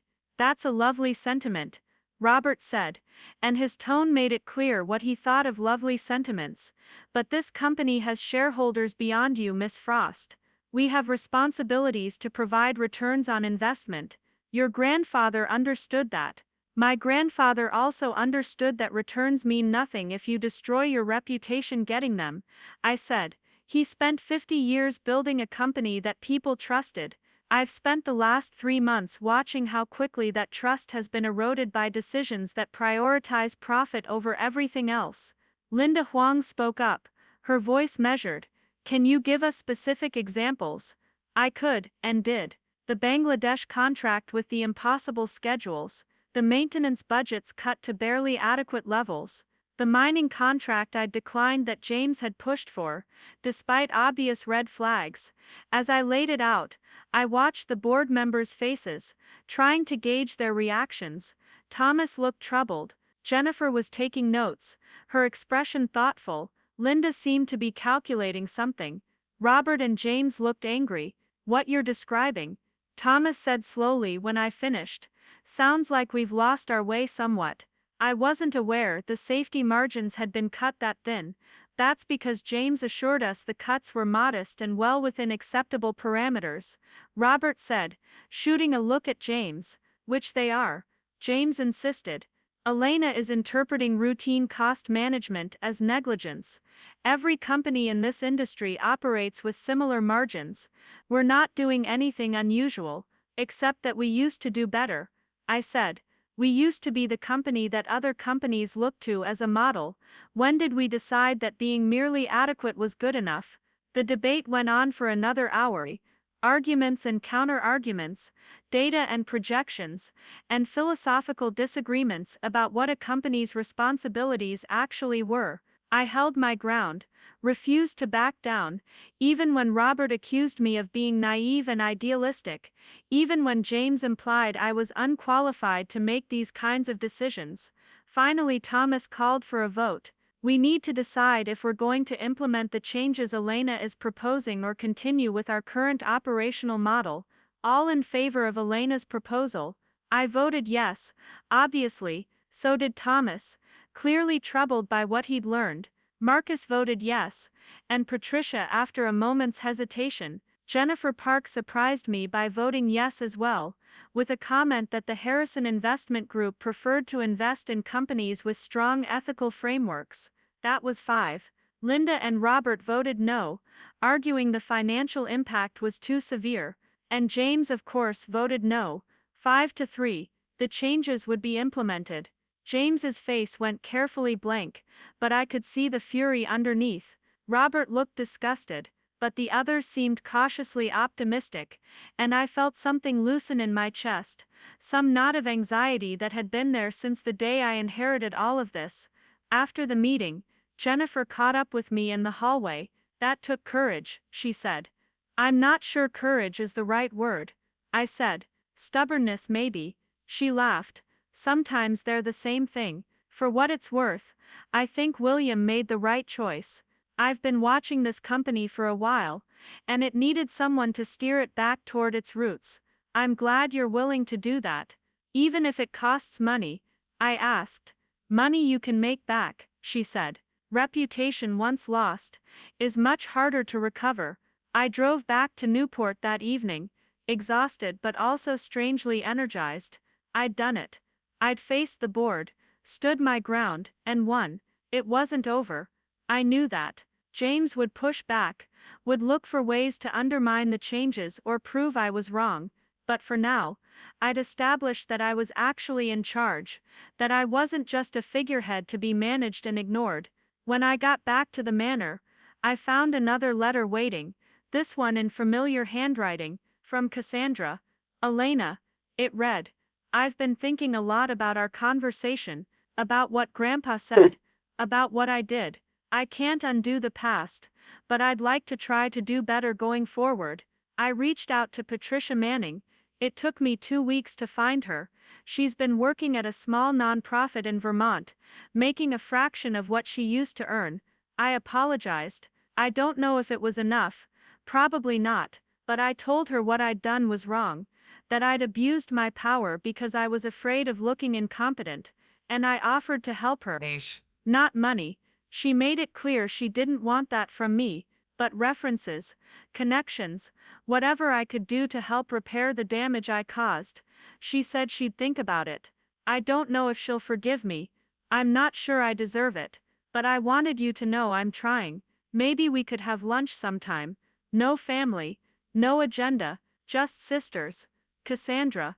I read the letter twice, then called her. She answered on the second ring. Elena. Lunch sounds good, I said. When are you free? We met 3 days later at a small cafe in Providence, halfway between Newport and Boston, neutral territory. She looked different again, more casual, more real somehow. We talked for 2 hours, carefully at first, then with increasing ease. She told me about her job search, about how hard it was to find work when you'd been fired for cause from a prominent foundation. I told her about the board meeting, about standing up to James and actually winning. I'm proud of you, she said, and I could tell she meant it. Grandpa would be too. I keep wondering if I'm doing this right, I admitted, if I'm making the right choices. I don't think there is a right way, she said. I think there's just your way, and trusting that it's enough. We didn't solve everything that day. Years of hurt don't disappear over lunch, but it was a start, and starts mattered. Over the following months, the changes I'd implemented began to take effect. We renegotiated the Bangladesh contract with realistic schedules. Even though it meant reduced revenue, we increased maintenance budgets and hired additional safety inspectors. We turned down several lucrative contracts that came with ethical red flags, and yes, our profit margins took a hit. James fought me at every turn, questioning every decision, demanding justification for every expense, but the board backed me, even Linda eventually coming around when she saw that our reputation in the industry was actually improving, that clients were starting to seek us out specifically because we were known for reliability and ethical operations. The financial impact wasn't as severe as James had predicted, and the long-term benefits were already becoming apparent. By December, nearly a year after my grandfather's death, I'd settled into the role in a way I never expected. I split my time between Newport and Boston, between the manor that was slowly starting to feel like home, and the corporate office where I was gradually earning respect. I'd built my team, Patricia as my chief operations officer, Marcus as my closest advisor, David still providing strategic guidance, and I'd started to implement some of my own ideas, not just returning to my grandfather's principles, but adapting them, finding ways to honor his legacy while building something that reflected who I was. Christmas approached, and with it came the question of what to do about family. My parents had barely spoken to me since the will reading. Brandon had made a few half-hearted attempts at reconciliation that felt more like fishing expeditions to see if I'd be open to giving him a role in the company, but Cassandra and I had been meeting regularly, slowly rebuilding something that resembled a sisterly relationship. "Are you doing anything for Christmas?" she asked during one of our lunches in November. "I haven't decided," I said. "Part of me wants to ignore it entirely." "Mother's been asking about you," Cassandra said carefully, not nicely, but asking. "What does she want?" "I think she wants to pretend everything's normal. That's how she deals with things. Pretending. If she acts like nothing's wrong long enough, maybe it'll become true. That's not how anything works," I said. "I know, but I also know she's lonely. Father barely talks anymore, just sits in his study, reading the same books over and over. Brandon's busy with the Cape Cod house, throwing parties pretending he's still relevant, and I'm the daughter who got fired and apologized to the woman she destroyed. We're not exactly the family she imagined. That's not my responsibility," I said, but even as I said it, I wasn't sure I believed it. Cassandra was right about one thing: we were family, broken and complicated and full of damage, but still family, and my grandfather had given me not just his company, but also the choice of what to do with the power that came with it. I could use it to exclude them the way they'd excluded me, to punish them for all the years of dismissal and contempt, or I could try to do what he'd done for me, see them clearly, acknowledge their failures, but still believe they could be better. On Christmas Eve, I drove to my parents' house in Providence, the one they'd moved to after giving up the Newport estate. It was smaller, elegant but not grand, the house of people who'd lost something they couldn't quite name. Cassandra met me at the door. "They don't know you're coming," she said. "I thought it would be better as a surprise." "Or worse," I said. "That too," she admitted.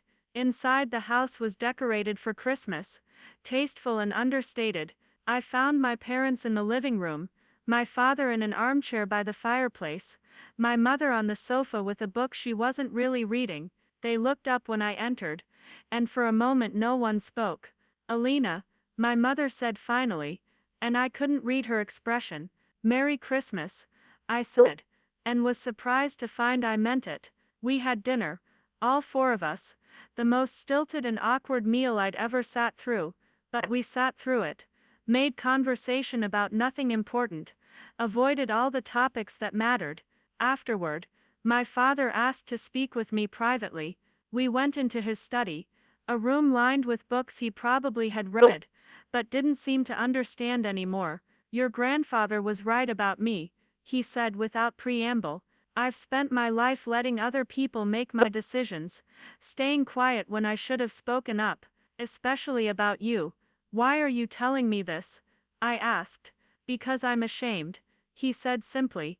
"Because you deserved a father who stood up for you, and I wasn't that. I don't expect you to forgive me.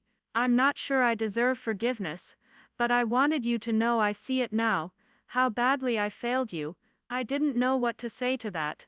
Part of me wanted to accept the apology, to absolve him and move forward, but another part, the part that remembered every time he'd stayed silent when I needed him, wasn't ready to let it go that easily. "I appreciate you saying that," I said finally, "but words are easy, Dad. What matters is what you do next." He nodded, accepting that. We rejoined the others, and I left soon after, driving back to Newport through quiet Christmas Eve streets. Cassandra texted me an hour later. "Thank you for coming. It meant something even if we're all too broken to say so." I texted back, "We're working on it. That's all we can do." The new year brought new challenges, decisions about expansion, about fleet modernization, about how to position the company for the future, but I faced them with more confidence now, more certainty that I belonged here, that I'd earned my place not just through inheritance, but through the work I'd put in, the choices I'd made, the values I'd insisted on even when it would have been easier to compromise. In February, I received an email from Patricia Manning, the woman Cassandra had destroyed and then apologized to. "Dear Miss Frost," it read, "Your sister told me about the changes you've been implementing at Frost Maritime. I wanted you to know that what you're doing matters. In a world where most people choose convenience over conscience, you're choosing to be better. That gives me hope. Thank you, Patricia." I printed that email and put it in the desk drawer with my grandfather's letters, another piece of evidence that maybe I was doing this right after all. One evening in March, almost exactly a year after the will reading, I found myself back in the conservatory where it had all begun. I sat in the same chair, near the glass wall, no longer positioned as an outsider, but choosing to be there anyway. The sunset painted the ocean in shades of gold and amber, and I thought about everything that had changed in a year, everything I'd learned about myself, and about what it meant to inherit not just wealth, but responsibility. My grandfather had given me a choice, and I'd made it. I'd chosen to stay, to fight, to build something that honored his legacy, while also being authentically mine. It wasn't easy. Some days it felt impossible, but impossible things, I'd discovered, were often just difficult things that no one had been brave enough to try. I pulled out my phone and looked at the last text he'd sent me, the one I'd read 100 times over the past year. "Be brave, Alina. Always." I finally understood what he'd meant. Bravery wasn't the absence of fear, it was choosing to act despite the fear, To stand up for what you believed in even when you weren't sure you'd succeed. To keep trying even when failing seemed inevitable. I'd been brave. I was still being brave. And I would keep being brave. One day at a time, building the quiet thing he'd always told me to build. The thing that would matter long after the money and the power and the family drama had faded into memory. Outside, the ocean continued its endless rhythm, constant and unchanging, but I had changed. I was no longer the unwanted mistake, the family embarrassment, the one they'd tried so hard to erase. I was Elena Frost, and I knew exactly who that meant, and what that was worth, and that, I thought as the last light faded from the sky, was the greatest inheritance of all. Spring arrived with a persistence that surprised me, turning the grounds of Frost Manor into something almost magical. The gardens that had seemed so formal and untouchable when I first arrived now felt like they were blooming specifically for me, as if the estate itself had finally accepted that I belonged here. I'd started walking the grounds every morning, before heading to the office, letting the salt air and the sound of waves clear my head before diving into whatever crisis or decision waited for me in Boston. It was during one of these walks in early April that I found something I'd completely forgotten existed. Tucked behind the greenhouse, nearly hidden by overgrown hedges, was a small studio building. The paint was peeling, the windows were dirty, but when I pushed open the door, I found myself standing in what had clearly been an art studio. My art studio, from when I was 17, before I'd left for college, and then for my own life in Portland. The easel was still there, dusty but intact. Dried paint tubes littered a workbench, their labels faded but still readable. And on the walls, protected somewhat by the dimness and the closed space, were paintings I'd done as a teenager, seascapes mostly, attempts to capture the way light moved across water, the way storms gathered on the horizon. They weren't very good, technically speaking. My brushwork had been uncertain, my color theory shaky, but there was something honest in them, something raw and real that I'd spent years trying to recapture in my later work. I stood there for a long time, remembering the girl who'd painted these, who'd believed that art could save her, that creativity could be a form of freedom. I'd abandoned this space when I left, too hurt and angry to take anything with me, except the absolute necessities. I'd told myself I was leaving it all behind, the family, the estate, the life they'd tried to force me into. But I'd also left behind this part of myself, this proof that I'd once created beauty in the midst of pain. Helen found me there an hour later, sitting on the dusty floor, surrounded by old canvases. "I wondered when you'd find this place again," she said, leaning against the doorframe. "Your grandfather kept it locked up after you left, said nobody was to touch it, that you might want it someday." "He kept it for me," I said, and my voice broke on the words. "He kept everything for you, Miss Elena. He always believed you'd come back." I spent the rest of that day cleaning out the studio, deciding what to keep and what to let go. Most of the old supplies were unusable, dried beyond salvation, but the space itself was sound, and I found myself imagining what it could become. Not a shrine to who I'd been, but a place where I could reconnect with that part of myself I'd set aside when I became CEO of a shipping empire. That evening, I called Iris in Portland. We'd been talking regularly since I'd inherited everything, but this felt different, more urgent somehow. "I found my old art studio," I told her, "the one I used before I left home." "How does it feel?" she asked. "Like finding a piece of myself I forgot existed." "Iris, I've been so focused on learning the business, on proving I can do this, that I've completely neglected everything else. I can't remember the last time I painted, the last time I did anything creative just for the sake of doing it." "So paint," she said simply. "You're the boss now, Elena. You can do whatever you want." "It's not that simple," I said. "There's so much to manage, so many decisions to make." I can't just take time off to paint. Why not? She asked. Your grandfather didn't leave you that company so you could work yourself to death. He left it to you because he trusted you to run it in a way that honored both the business and yourself. If painting is part of who you are, then it's part of what you bring to leadership. Don't lose that. Her words stayed with me. That weekend, instead of reviewing reports or preparing for meetings, I went to an art supply store in Providence. I bought new paints, brushes, canvases, all the tools I'd need to start creating again. The woman at the register, an older lady with paint-stained fingers, smiled at my selections. Starting a new project? She asked. More like restarting an old one, I said. I set up the studio over the next few days, working in the evenings after I got back from Boston.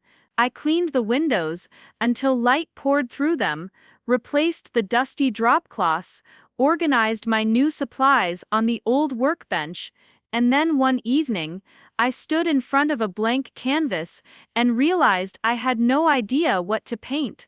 Everything I'd created in Portland had been for the community center, for the therapy sessions I ran, art with a purpose beyond itself.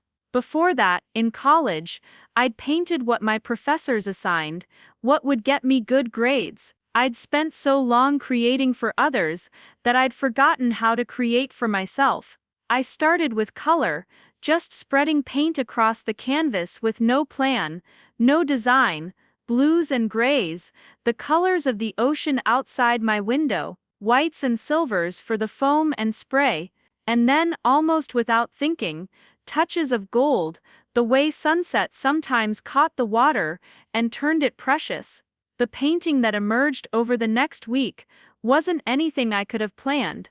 It was abstract, more feeling than form, but it captured something essential about this place, about what it meant to stand on the edge of the continent and look out at infinity. I was working on it one evening when Cassandra stopped by unannounced.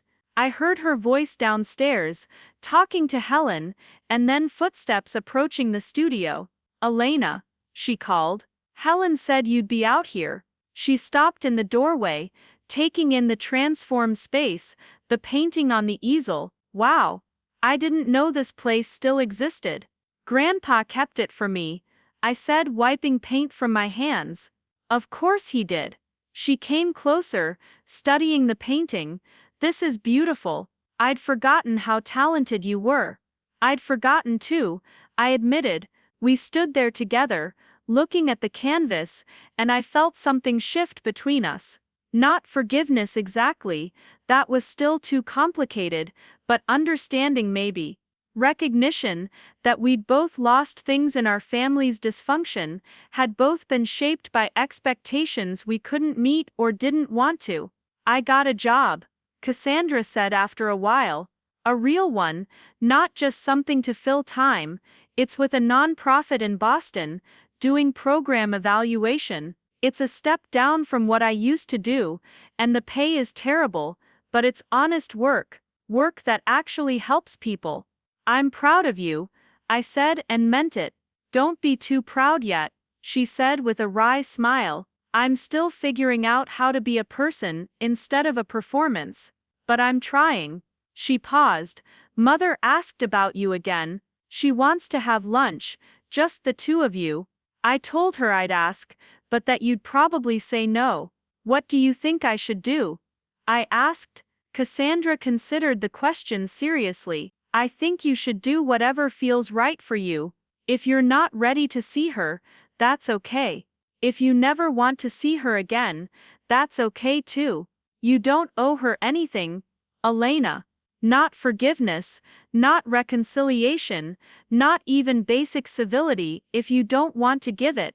I prompted, hearing the unspoken word, but she's lonely and lost, and finally starting to realize that the life she built was hollow. She's not going to say that, probably ever. She's not going to apologize the way you deserve. But I think she's suffering, and maybe that matters, or maybe it doesn't. I honestly don't know anymore. I thought about it for the rest of the week. My mother, Judith Frost, the woman who'd spent my entire childhood making me feel inadequate, who'd whispered that I wasn't really a Hastings, who'd excluded me from family events and dismissed my accomplishments and treated me like an embarrassment. Did I owe her anything? Did her suffering, if Cassandra was right about it, obligate me to ease it? In the end, I agreed to lunch, not because I owed her anything, but because I was curious. Curious about who she was without the armor of superiority, without the family fortune to validate her choices, without the perfect life she'd tried so hard to construct. We met at a restaurant in Newport, nothing too formal, just a place with good food and quiet corners. She was already there when I arrived, and I was struck by how much older she looked. Not just aged, but diminished somehow, like someone had turned down her brightness. "Elena," she said, standing awkwardly, as if she wasn't sure whether to hug me or shake my hand. We settled on a brief, uncomfortable embrace. "Thank you for coming. I wasn't sure you would." We ordered, made small talk about nothing important, circled around everything that mattered, like it was a pit we might fall into if we got too close. Finally, over coffee, she said what she'd apparently brought me here to say. "I've been thinking about the will reading, about what Father said in that video." I waited, giving her nothing. "He was right about me," she continued, her voice quiet. "About all of us, really, but especially about me. I spent so much time worrying about appearances, about what people thought of our family, that I forgot to actually be a family. And by the time I realized it, you were gone. I left because there was nothing for me here." I said, "because you made it very clear I didn't belong." "I know," she said, and there were tears in her eyes now, carefully controlled but present. "I know I did that. I told myself I was preparing you for a difficult world, that I was teaching you resilience. But really it was just punishing you for being different, for not fitting the image I had of what a Frost daughter should be." "Why?" I asked. "Why did it matter so much that I wasn't like Cassandra or Brandon? Why couldn't you just let me be who I was?" She was quiet for a long moment, staring into her coffee cup like it held answers. "Because you reminded me of myself," she said finally. "When I was young, before I married your father, I wanted to be a writer. I had notebooks full of stories, dreams of publishing novels, of creating something meaningful. But my mother told me that wasn't appropriate for someone of our standing, that I needed to focus on making a good marriage and maintaining our social position. So I did. I buried everything I wanted and became what was expected of me. And when you looked at me," I said slowly, understanding dawning, "you saw someone who was refusing to bury themselves, someone who was choosing their own path despite the cost. I saw someone braver than I'd ever been," she said, "and I hated you for it. Not consciously, not in a way I would have admitted even to myself, but I made you pay for having the courage I'd lacked. I'm sorry, Elena. I'm so sorry." I sat with that apology, turned it over in my mind, examined it for sincerity, and the strange thing was, I believed her. She meant it, this elegant woman, who'd spent her life performing perfection, and had finally cracked under the weight of it. "I don't know if I can forgive you," I said honestly. "Not yet, maybe not ever. You hurt me for years, made me feel worthless and unwanted. That doesn't just go away, because you finally understand why you did it." "I know," she said. "I'm not asking for forgiveness. I just wanted you to understand that it was never really about you. It was always about my own failures, my own regrets. You deserved so much better than what I gave you." We parted awkwardly with no promises of future lunches or reconciliation, but something had shifted, some small recognition that we were both just people, flawed and complicated, and trying to make sense of the damage we'd inherited and the damage we'd caused. In May, the company hit a major milestone. We'd secured a contract with a European manufacturer that explicitly chose us because of our ethical standards and safety record. The profit margins weren't as high as some of our competitors would have demanded, but the contract was long-term, stable, exactly the kind of partnership my grandfather had built the company on. James had opposed it, naturally, arguing we were leaving money on the table, but the board had backed me, and even Linda, who'd been skeptical of my changes, admitted that the company's reputation had improved significantly under my leadership. We celebrated at a company dinner, all the senior staff and board members gathered at a restaurant overlooking Boston Harbor. David Foster pulled me aside during cocktail hour. "Your grandfather would be incredibly proud," he said. "You've done more than just maintain what he built. You've actually made it better." "I've had a lot of help," I said. "You've had help because you were smart enough to ask for it, and humble enough to listen. That's rare, Elena. Treasure it." As the evening wound down, I found myself standing on the restaurant's terrace, looking out at the harbor, where ships moved slowly through the darkness, their lights reflecting on the water. This was my world now, these vessels, and the people who crewed them, the contracts and relationships, and endless decisions that kept everything moving. But it wasn't my whole world. That was the thing I'd learned over the past year. I was Elena Frost, CEO of a shipping company, but I was also Elena Blake, artist and teacher, and person who'd built a life on her own terms. I didn't have to choose between those identities. I could be both, could let each one inform and strengthen the other. The next week, I made a decision that surprised everyone, including myself. I announced that I was donating a significant portion of my personal inheritance to establish an arts education fund. It would provide grants to young artists from underprivileged backgrounds, covering not just tuition, but living expenses, supplies, everything they needed to pursue their creative dreams, without the financial terror I'd watched so many talented people struggle with. The fund would be called the William Frost Fellowship for Emerging Artists.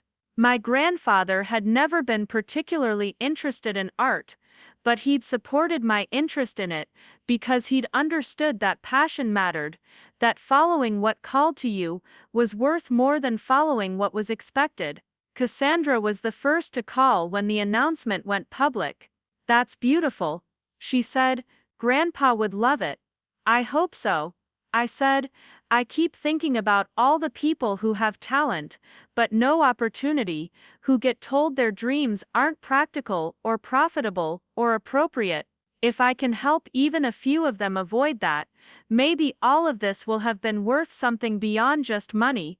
"You're changing things," she said quietly. "Not just the company, but the whole idea of what it means to be a Frost. That matters more than you probably realize." By summer, the studio had become my sanctuary. I spent hours there, when I wasn't working, painting pieces that would never be sold or displayed, that existed just for the joy of creating them. Some were abstract, explosions of color and emotion; others were more representational, attempts to capture specific moments or feelings, the way morning light hit the ocean, the shape of storm clouds gathering over the estate. Iris visited in July, her first trip to Newport since I'd inherited everything. I picked her up at the train station, and she stood on the platform, looking around with wide eyes. "This is really your life now," she said, taking in the historic architecture, the obvious wealth. "Parts of it," I said. "Come on. I want to show you something." I drove her to the manor, but instead of going inside, I took her straight to the studio. She stood in the doorway, exactly as Cassandra had, taking it all in, then walked slowly around the space, studying each painting. "Elena," she said finally, "these are incredible. Why aren't you showing these?" "Because they're mine," I said. "Not for sale, not for display, just for me." I spent so long creating art for other people, for therapy patients, or for grades or to prove I was legitimate. These are just for the joy of it.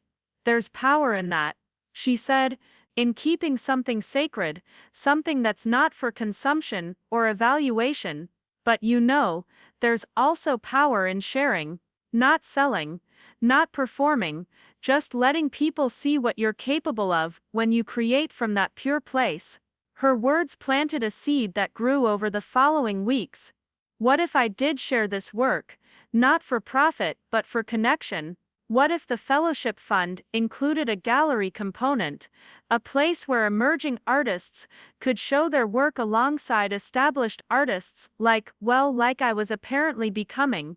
I brought the idea to the fellowship board I'd assembled, a group of artists and educators who understood both the creative world and the practical challenges young artists faced.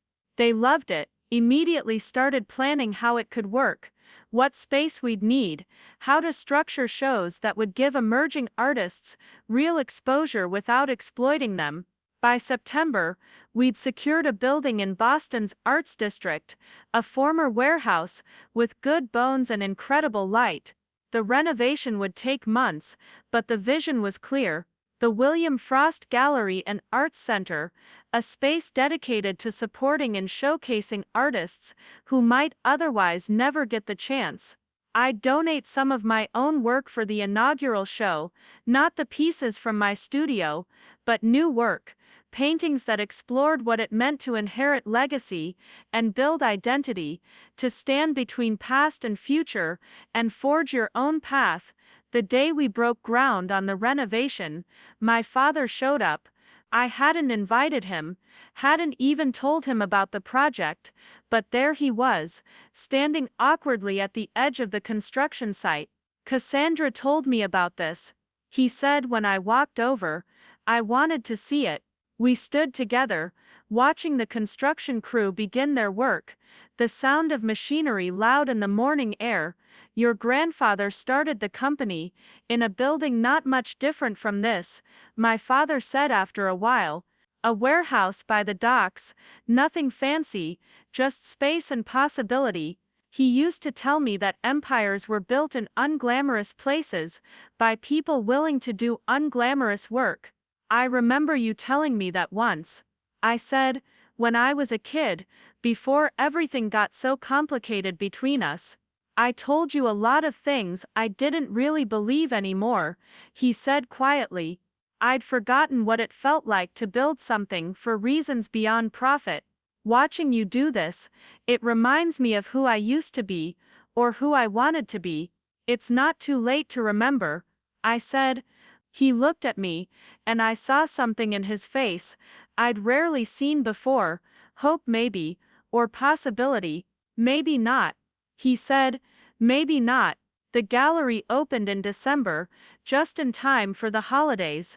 The inaugural show featured work from the first 3 fellowship recipients, alongside pieces from myself and several established artists who donated work to support the cause.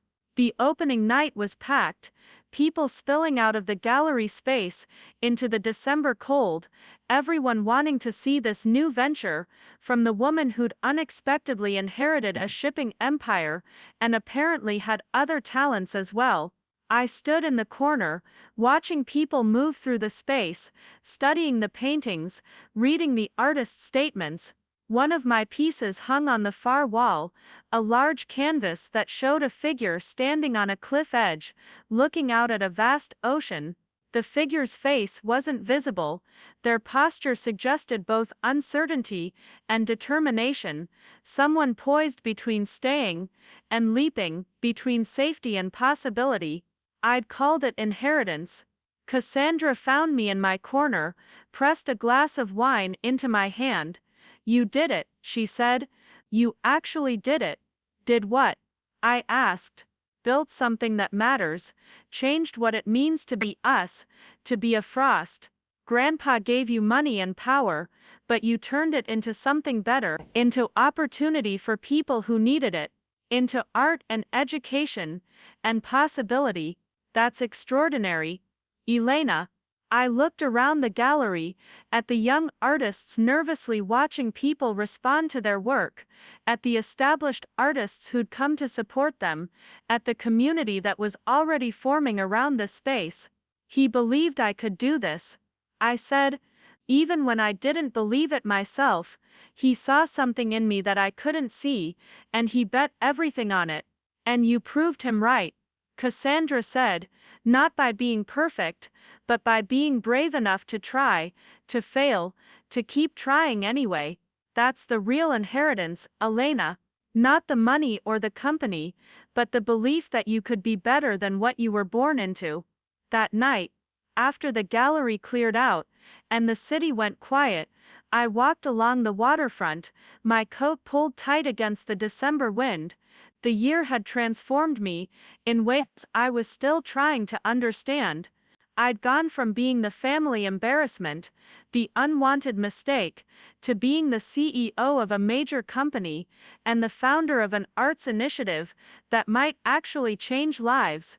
But more than that, I'd learned what it meant to stand in my own power, to make choices based on values, rather than fear, to build a life that honored both who I'd been, and who I was becoming. My phone buzzed with a text from an unknown number. When I opened it, I found a message and a photo. The message read, "Thank you for believing in me when no one else did." The photo showed a young woman standing in front of one of her paintings at the gallery, her smile so bright it seemed to light up the whole image. It was one of the fellowship recipients, and her gratitude was so genuine, so pure, that I felt tears spring to my eyes. This was what my grandfather had wanted. Not just for me to run a successful company, or maintain the family fortune, but to use whatever I'd been given to make space for others, to lift up people who'd been dismissed or overlooked, to prove that worth wasn't measured in money or status, but in what you did with whatever you had. I'd spent so long feeling like I wasn't enough, like I didn't belong, like I'd failed simply by being myself. But standing there on the waterfront, looking at that photo of a young artist celebrating her first show, I finally understood.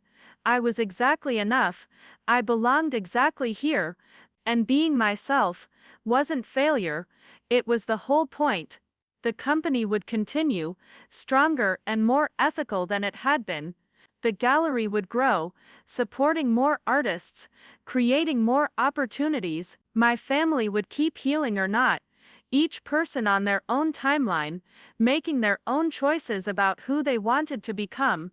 And I would keep painting, keep leading, keep building the quiet thing my grandfather had always told me to build, the thing that would matter long after everything else faded.